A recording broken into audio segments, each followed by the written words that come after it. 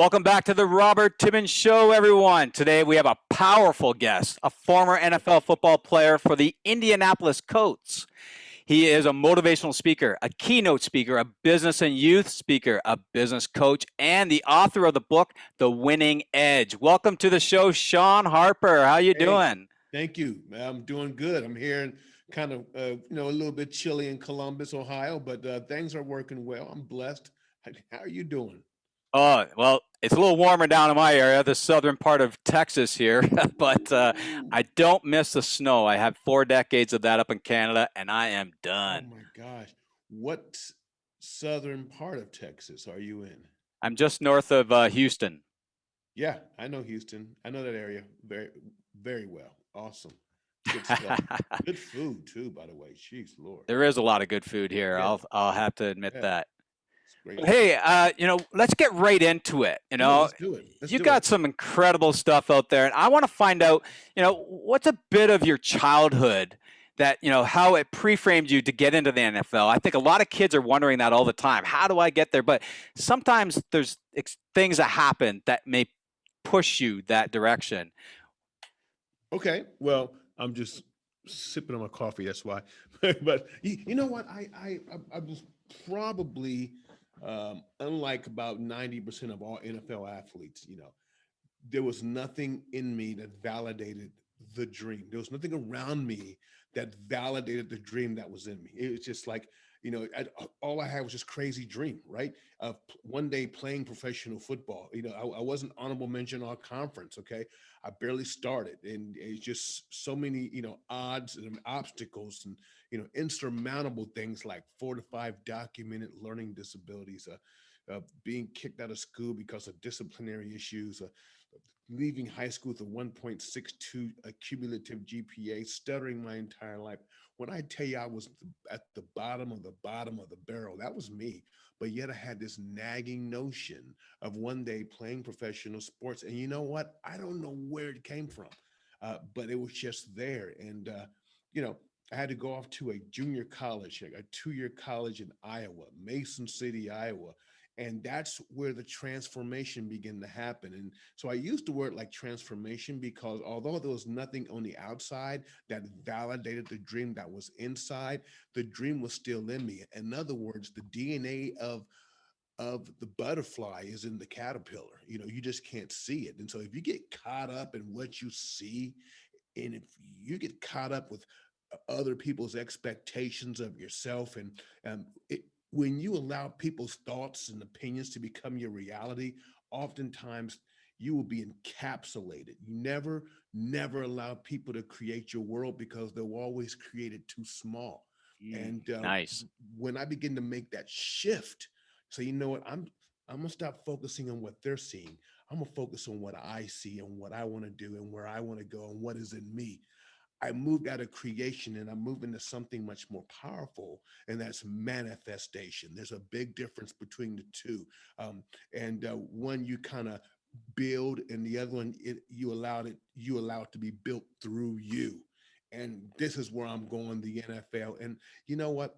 I made a switch also. I made a switch from a winning a success mindset to a winning mindset, and that shift has utterly changed my life. Well, you put a lot in there. Like you talked You know, about. I ain't had my coffee yet either. I mean, Well, you talked about a lot of as it sounds like little disabilities you thought you had, yeah, from stuttering and stuff, and then you brought yourself into going to college, and transformation occurred, and you stopped listening to others that were shallowing your future in a sense. They were bringing it down. I see in a short clip of you were talking about this teacher coming to get you out of a line, and you're carrying yeah, this chain. yeah. Can you talk a little bit about that story, because I So, think a lot of so people could relate to that. yeah, it's second grade, right? The first day of in the second grade, I was so excited of being in the second grade, right? And three or four of my friends, we're all standing in line. We're talking on how we're going to take over the known world in the second grade, right? And and the teacher, I'm noticing the teacher's looking at me, and I'm like, why is she looking at me? and she's talking to the principal, and she's still looking at me, and finally she walks over and she grabs my left arm and she pulls me back into the first grade line, that big number one, and there's a big number two about 4 or 5 feet away. And now she's like, no, you belong in the first grade again. You have to do it all over again, Sean. And it's like, wow. And I'm looking around, and these little kids, because they're all littler than me now, right? And so I'm looking at little kids, and I look over at my friends in the second grade, and all their smiles turn to frowns, right? And they're like, Sean, you can't come. You mean you're not going to be in class with us? Like, you got to be in the first grade again? And it's like they just started yelling, Sean failed, Sean failed. And then that labeling process started as early as then, allowing people to create your world, allowing people to define who you are is so devastating, um, because you can never grow past your name, you know. Mm. And so one of the techniques that I was able to use, and I still use, is that I find gratitude in the grief. I find gravy in the grieving.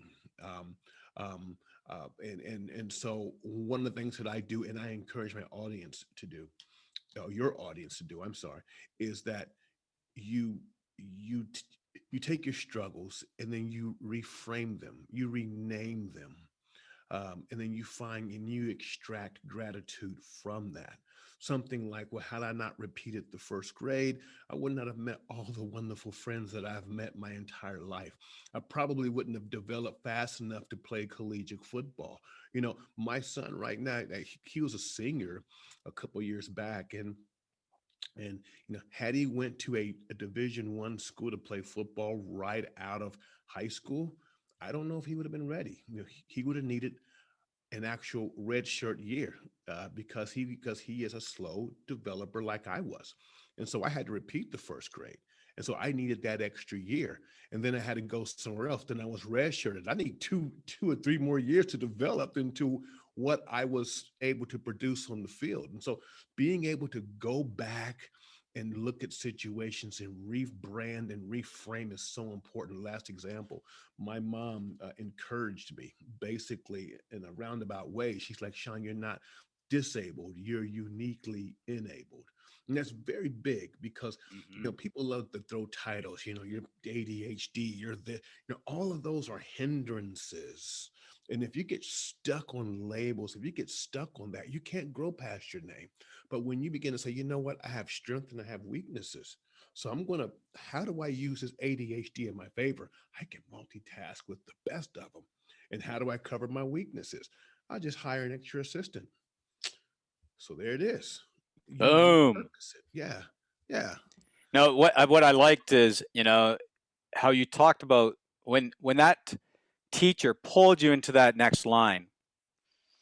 People have to think about this. That's an emotional connection. You wrap that situation into emotion inside you and stored it there, Yes. right? And it Yes. wasn't until later on, was it until college that you started looking back at that situation to say, I need to reframe this. I need some gratitude. I need to forgive this to release Yeah. it. You know what? I wish I could say that it was that long ago, but it was actually fairly recent. Mm. It was actually within the last several years. And it's very significant that I was able to do that, because what would get you here can't get you there.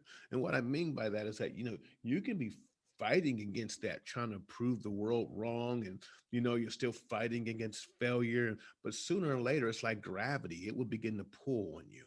And if it's in you, and if it's a part of your nervous system and your psyche, then sooner or later, if you're not careful, you will manifest it again. And so you have to go back and you have to, what I call, make peace with the past. You got to make peace with it. I love that. I really want to bring that up for our listeners to really hear what you were saying, because maybe someone weren't ready for that. But I wanted to dive deeper into really pull that out, because that is powerful. And a lot of us have those emotional baggages in us that we're not aware of. And I Right. love that you said that you never actually seen it till later on. And you're what? You're in your 50s now, Yeah. right? I'm 52. Exactly. So your whole life, decades, until you realize that that thing was holding you back. Yes. Or, you know, I'm going to assume that it was holding me back, but even if it wasn't, it was existing. Right. and it was taking up space, and it was taking up space for something else that was more positive and affirmative. I just made that word up. That can actually exist in that space. And so it's like, you have to go. You don't belong here anymore because you have the potential to pervert or corrupt my existence today. You can't come. You're the past. If you live in the past, you'll die in the present. You can't come.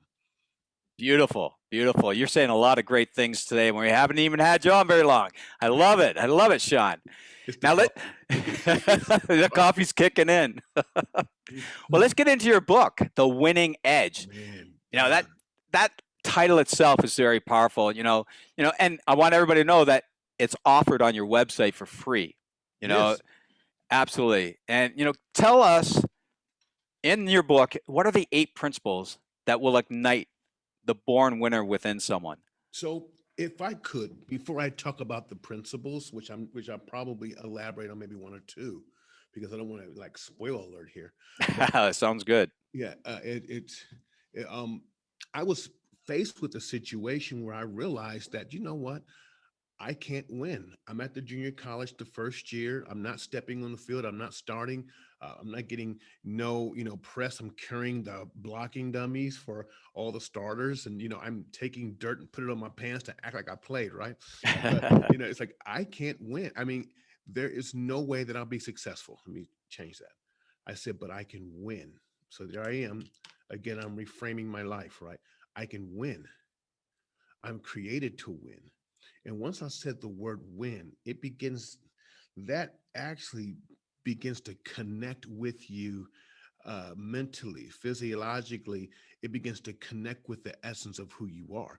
Everybody within the sound of my voice, you are a born winner. Okay. And I'll explain it to you deductively. But first, let's talk about sports. You know, uh, let's say uh, you're in Texas. Okay. So let's say the Houston Texans, right? let's say that let's say that they lost every single game for the next 5 years. Okay, every game. You could get in your car, drive to the stadium, and walk right in. And a scalper will give you a ticket, and you can walk right.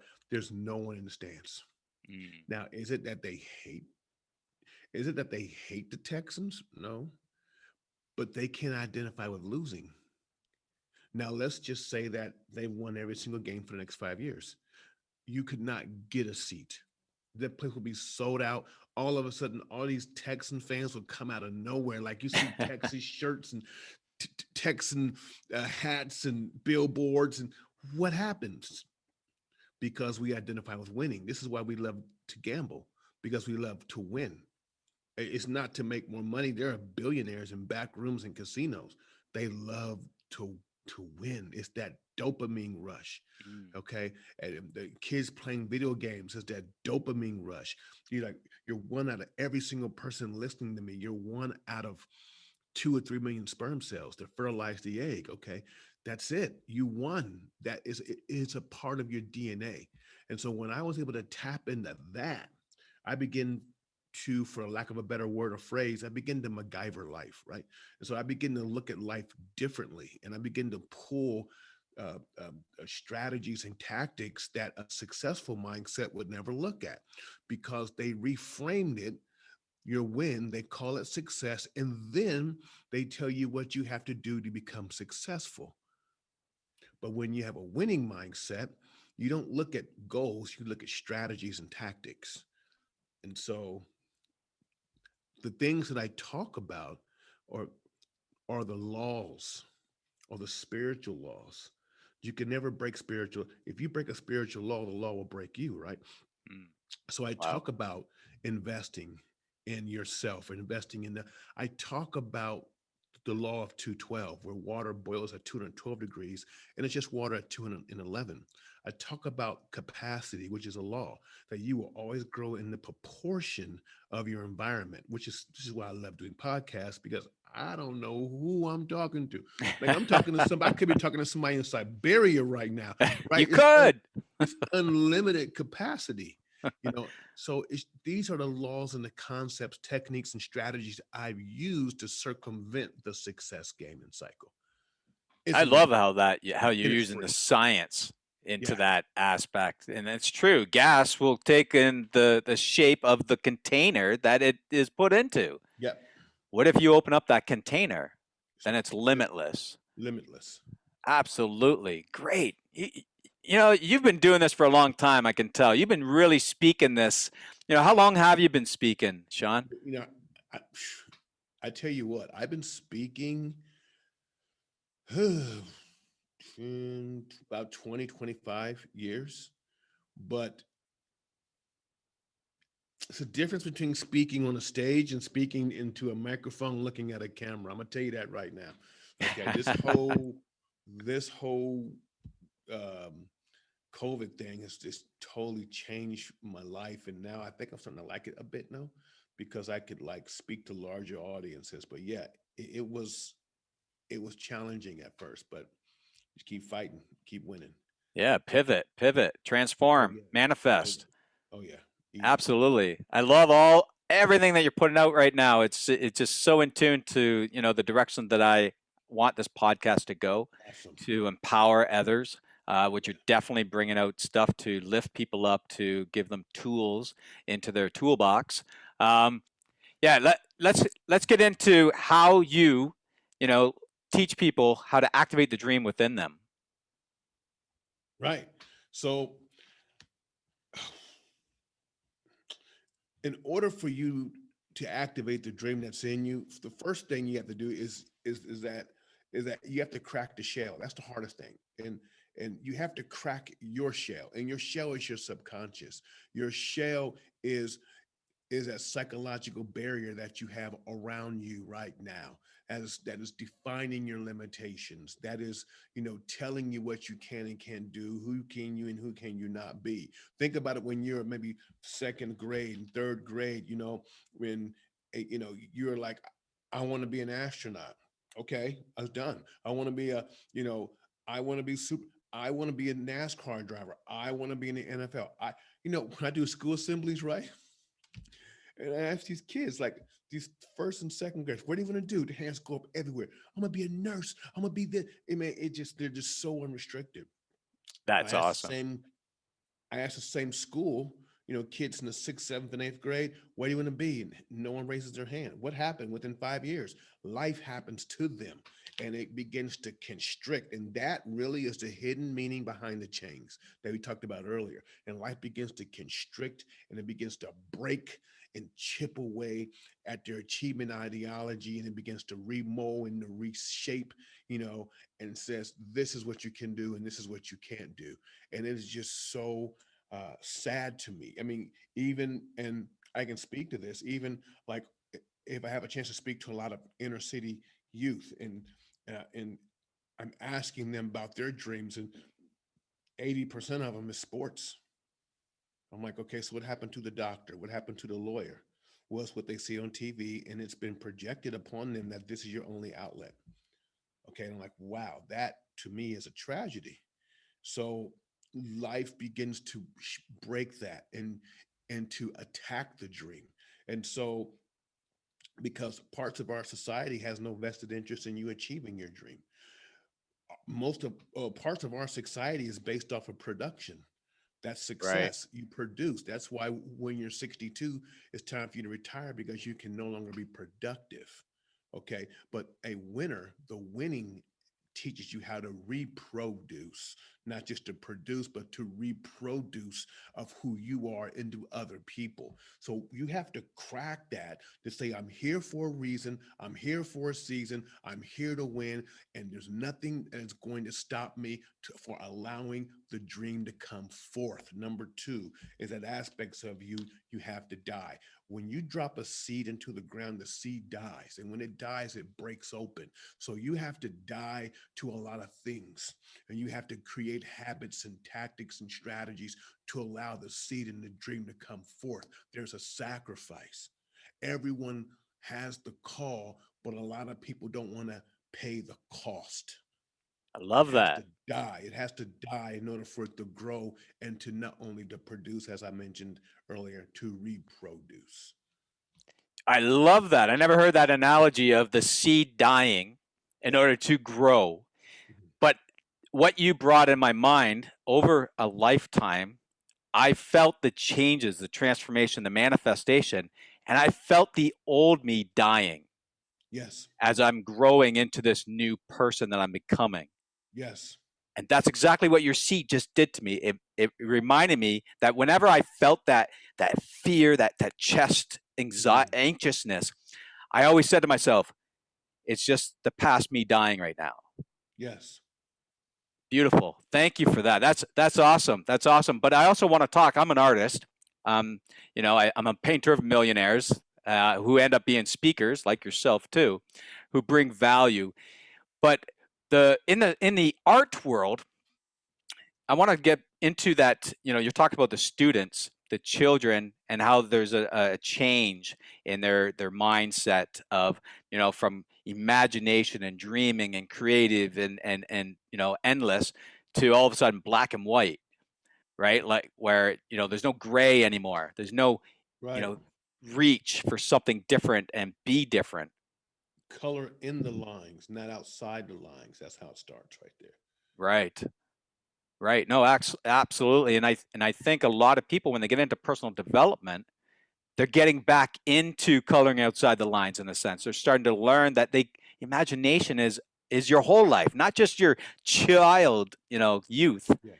You want to imagine the rest of your life. You want to create. You want to, like you say, you're in the creation stage, and then you went into the manifestation of your creation. Right. Right. Absolutely. I'm just bringing that up to show you that I am listening first off because you're bringing out so many things, but I also want to kind of let my maybe put it into simpler facts for my listeners so they can kind of see what I'm hearing that they may not be quite hearing. Right. Because we're all at different vibrations at times. And it depends on what what level we're at on what information we're actually receiving. Got it.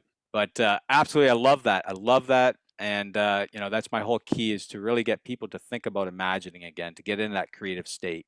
Right. And I think that one of the keys to that is to attack your culture. When you're at the office, there's a culture. When you're at home, there's a culture. Create a free space to where you could just do you and be you. And when you have that type of soil, then the seed can grow. And you have to find that place uh, outside of yourself, but more importantly within yourself to allow the seed to germinate. You need that. Nice, Yeah. absolutely. Water that with emotions. Water that with visions. Oh yeah, yeah, yeah, yeah, yeah. Oh yeah. Big time. Absolutely. Now, the next thing I really want to talk about is habits. You're definitely a man of powerful direction, and I'm sure habits were a part of kind of where you're going.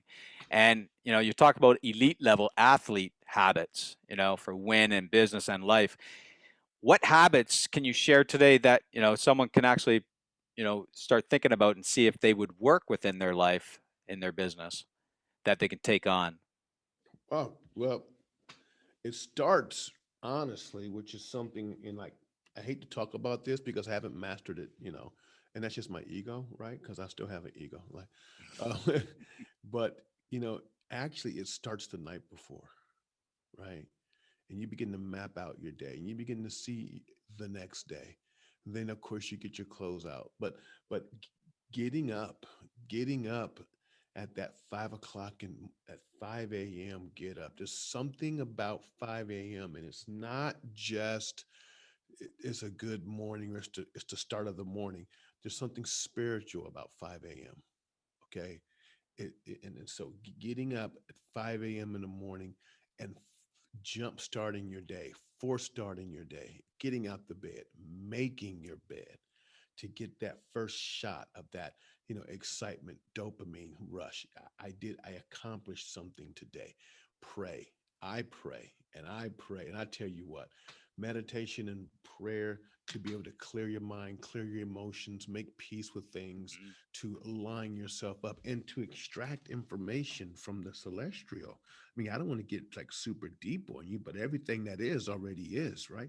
And so to be able to pull information down, and allow life to happen through you, not just to you. And then, of course, you take care of the physical when you want to work out. And then from there, um, I use like audiobooks, right? I just re-upped my subscription to Audible, and I'm like listening to these like amazing books. And yeah, so it's that's that right there is the basic. And then from there, um, there has to be, a portion of your day as an entrepreneur that you're actively growing. Okay. If you are like stuck all day in time management, you got a problem. No, not time management, crisis management. Like if you're stuck in crisis management all day, fixing problems and handling complaints, you're out of business. And so one of the things I've done business wise is that all the funds are on transfer in the morning. Like, no, unless you are a current or potential client, you're not getting through. Okay. We're putting you on pause and we're focusing on growth. And then after 2 o'clock, we'll turn the phones on and we'll answer all your calls. But in the morning time, we're focusing on growth. It's time to grow. You know, people will, people, you know what they want more than your money? They want your time. Oh yeah. And it's like, you can't get that. That's too precious. So those are just some of the habits. Yeah. Oh, absolutely. And I love that you said 5 in the morning because I wake up at 5 in the morning. Yeah. I set my thing consciously, get up, and I affirmations, meditation, Yeah. goals. I go over that on a daily basis, and I love that you reaffirmed that what I'm doing is actually quality. Yes. So, Yes. and I do understand you go as deep as you want, spirituality, whatever it is. You're right. If I can remember what you said, everything around us has already been done. Yes. So we need to pull that extra information Yes. to go to and through us. Yes. Yes. Yeah, energy is powerful. And yeah, when it comes to you, that's when you get to create it and it goes through you into the creation that you think. So, Sean, where can our listeners get your book? Give it a little synopsis of it and, Yeah. the winning edge, and that it's free. Everybody can go get it. They and I'm gonna tell you why it's free. Okay, I have two reasons why it's free. First reason is that I'm activating a spiritual law, and the spiritual law is that it doesn't come to you if it can't get through you. Right? You know, freely that's given, freely I give. Okay, and it pours out, and I'm gonna outgive you. My mama taught me that when I was a baby. It's like you can't outgive God. So I'm gonna outgive you because it's gonna come back to me. The second reason, and the selfish reason, because there's a selfish reason, is that I just finished my course. I just an amazing course. This course is the bomb. And when you put your email address in there, I'm going to send you some information about my course. So I'm not going to lie to you. It's the truth, okay? Because truth is so powerful. But I guarantee you, this course is going to blow your brains out. And, I might even do a discount. Like, if anybody who listens, if they put the word winner in like a subject line or whatever, I'll probably take like 25 to 30% off. So it's cool. Yeah, I got you. In fact, I'm gonna write that down because 'cause I don't want to forget that. Like, what's all these words doing in the subject line? In fact, it's not even 100% up. It's not even going to be up for another like couple weeks. But yeah, so it's the truth. That's awesome. I appreciate that. And if you guys heard that, what's your site, your website, Sean? So the website is seanharper.org, where you can get the book free off of there. But if you go to seanharper.co, it'll take you right there, right to the link to where you can boom, and it's the same link that's on the website, but you don't have to go through the entire website. So yeah. Excellent. So now you guys know where to go get your book for free. You can get in line for his course. You can put winner in the subject line, and you can Winner. actually get the course for, possibly 25, 30% off. Absolutely. And as you've seen, Sean put out so many amazing nuggets here today. Share this with anybody you think that needs this information today, or, you need it. Rewind and do it again. Go over. Repetition is the beast that makes you change right there, man. Mother of skill. Yes, it is. Absolutely. Well, I want to thank you, Sean, for being on the show today and sharing such empowering message. Hey, thank you, and thank you, coffee. So yeah, most definitely. Hey guys, thanks for sticking around. If you'd like to see more podcast interviews, you can check them out right here. They're exactly what you need to hear next. And if you're new here, hit subscribe and become part of the community, and tell me what you think about the podcast interviews in the comments below. I read all of them every week, and join my Mind Power Mastery group by hitting the link in the description.